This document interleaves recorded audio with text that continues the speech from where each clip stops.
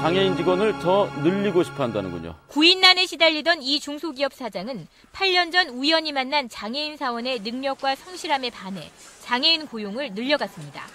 지금은 전 직원의 40%가 장애인입니다. 일을 배우는 속도는 느리지만 불량률이 현저히 떨어져 생산 효율은 더 높아졌습니다.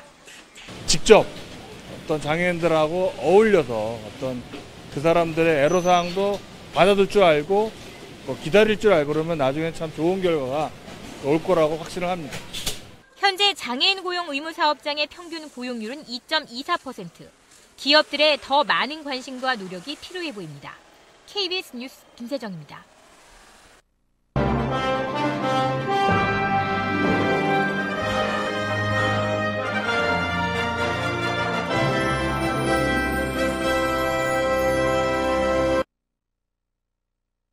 이명박 대통령은 오늘 장애인의 날을 맞아 장애인들을 많이 고용한 우수기업을 방문했습니다. 장애인 고용에 대한 우리 사회와 기업의 인식이 바뀌어야 한다고 강조했습니다. 이재원 기자입니다. 지난해 70억 원대 매출을 기록한 신사복 제조업체입니다. 전체 직원 183명 가운데 절반 가까운 80명이 장애인으로 장애인 고용 우수기업입니다.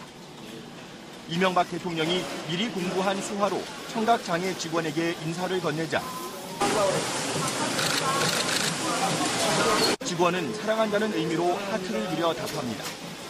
지적 장애가 있는 다른 직원은 대통령의 볼에 뽀뽀를 하며 반가움을 표합니다. 이 대통령은 장애인을 채용하면 생산성이 떨어질 거라는 생각은 근거가 없다며 기업들의 인식 변화를 촉구했습니다. 내가 하나 조금 사회적으로 불만이 좀 있다면 이 대기업들이 장애인을 고용하는 문제에 대해서는 인식이 아직도 안 돼 있어요. 장애인 고용업체 대표들은 직원들이 품질로 경쟁한다는 강한 자부심으로 일하고 있다고 설명했습니다. 이 대통령은 사회적 편견 없이 장애인이 능력만 갖추면 일할 수 있도록 함께 개선해 나가자고 당부했습니다. KBS 뉴스 이재원입니다. 오늘은 장애인의 날입니다. 이명박 대통령이 많은 장애인들이 일하고 있는 회사를 찾았는데요.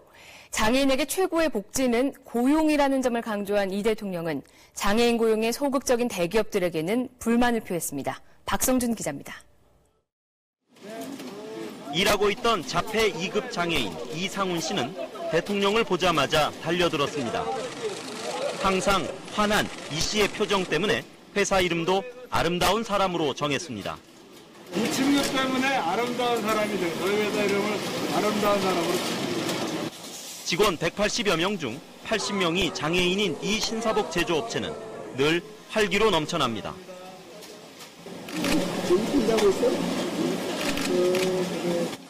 이명박 대통령은 장애인 고용은 결코 은혜를 베푸는 것이 아니며 또 생산성을 떨어뜨리는 것도 아니라고 강조했습니다. 내가 하나 조금 사회적 불만이 좀 있다면 이 대기업들이 장애인을 고용하는 문제에 대해서 인식이 아직도 그게 안 돼 있어요. 일할 사람을 구하지 못해 장애인을 고용하기 시작했다는 이 회사는 13년 만에 매출 70억 원 규모의 탄탄한 중견업체로 성장했습니다. MBC 뉴스 박성준입니다.